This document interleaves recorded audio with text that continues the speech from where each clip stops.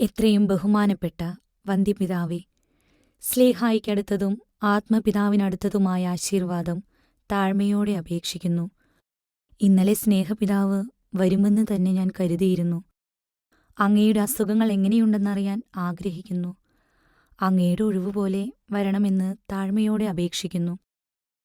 പിതാവേ, ഇന്ന് ഞാൻ വിശുദ്ധ കുർബാന കൈക്കൊണ്ട് ഇനി ഇങ്ങനെയുള്ള കാര്യങ്ങൾ എനിക്ക് വരുത്തല്ലേ കർത്താവേ. ഈ നിർഭാഗ്യ പാപിയായ എൻ്റെ മേൽ അനുഗ്രഹമായിരിക്കണമേ എന്നും മറ്റും അപേക്ഷിച്ചു നിൽക്കുന്ന സമയം കണ്ണു മഞ്ഞളിച്ച് ബോധക്കേട് വരുന്നതുപോലെ തോന്നി. മുൻപ് ഞാൻ സ്നേഹപിതാവിനെ അറിയിച്ചിരുന്നതുപോലെ ആ വലിയ സങ്കടത്തിൻ്റെ രൂപത്തിൽ ഒരാൾ എൻ്റെ മുൻപാകെ വന്നു. കാഴ്ചയിൽ വളരെ സങ്കടവും ഹൃദയത്തിൽ സഹിക്കരുതാത്ത ദുഃഖവും ഉണ്ടെങ്കിലും ഒന്നും കാര്യമാക്കാതെ ഞാൻ കുരിശു വരച്ചു. അപ്പോൾ അല്പം കൂടിയും അടുത്തേക്ക് വന്നു. വീണ്ടും വിശുദ്ധ കുരിശു വരച്ചു. അപ്പോൾ ഒരു പുഞ്ചിരിയോടെ കുറെ കൂടി അടുത്തു വന്നു. വീണ്ടും ഞാൻ ഇതിൽ വണ്ണം ചോദിച്ചു, ഈശോ മിശിഹായുടെ നാമത്തിൽ നീ ആരാകുന്നു? ഒന്നറിയിക്കണമേ. അപ്പോൾ തിരുവായി തുറന്ന്, എൻ്റെ മകളെ, നീ എന്നെ അറിയുന്നില്ലേ? മിശിഹായുടെ നാമത്തിൽ ഞാൻ നിന്റെ രക്ഷിതാവും ഈശോയുമാകുന്നു.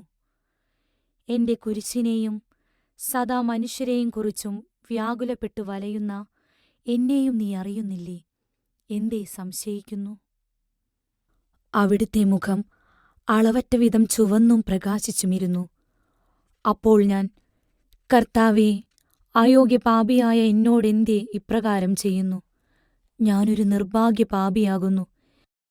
എന്നെക്കൊണ്ട് യാതൊന്നും സാധിക്കുകയില്ലല്ലോ എന്നും മറ്റും അപേക്ഷിച്ചു. എൻ്റെ ആത്മപിതാവ് അങ്ങേപ്രതി എന്തെങ്കിലും ചെയ്യുന്നതിന് ഒരുക്കമായിരിക്കുന്നെന്നും അങ്ങേക്കിരിക്കാൻ ഏറ്റവും സങ്കടമുള്ള പള്ളി ഏതാണെന്ന് അനുഗ്രഹമായി അറിയിക്കണമെന്നും താഴ്മയോടെ അപേക്ഷിച്ചു. ഞാൻ മുൻപറിയിച്ചിട്ടുള്ളതുപോലെ മുഖ്യമക്കളുടെ നന്ദിഹീനതയെക്കുറിച്ച് അളവറ്റ പ്രകാരം ദുഃഖിക്കുന്നെൻ്റെ ഹൃദയത്തെ നിന്റെ മരണം വരെ ഓർത്ത് ആശ്വസിപ്പിക്കണം. പാപികൾക്കു വേണ്ടി പ്രത്യേകം എൻ്റെ പിതാവിനോട് നീ പ്രാർത്ഥിക്കണം.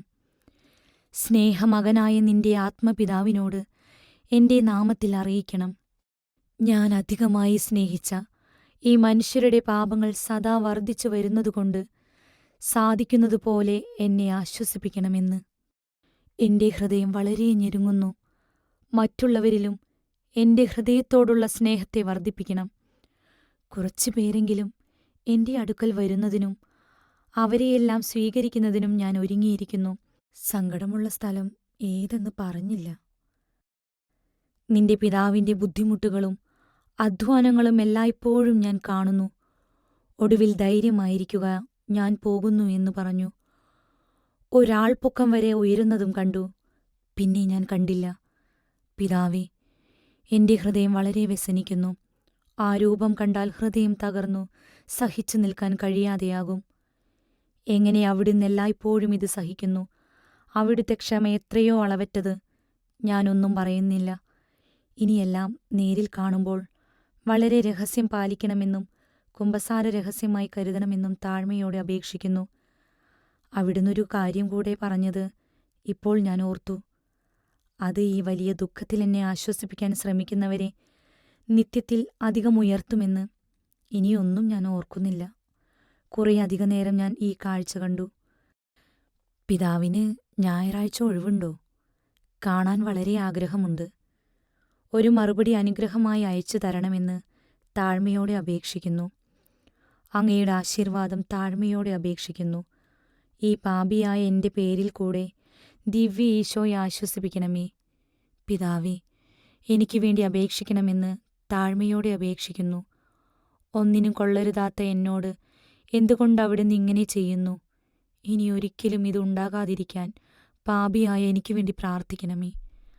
അങ്ങയുടെ അപേക്ഷയ്ക്ക് എന്നെ മുഴുവനും സമർപ്പിക്കുന്നു. വായിച്ചു കഴിയുമ്പോൾ തന്നെ കീറിക്കളയണമേ എന്ന് അങ്ങയുടെ അയോഗ്യ ശുശ്രൂഷയും എളിയ ദാസിയുമായ ഈശോയുടെ തിരുഹൃദയത്തിൻ്റെ ഏവുപ്രാസ്യ. ബഹുമാന ജൽത്രൂതമ്മ സ്നേഹപിതാവിന് തന്നിട്ടുള്ള എഴുത്തിൻ്റെ മറുപടിക്കും കാത്തിരിക്കുന്നുവെന്ന് അറിയിക്കുന്നു.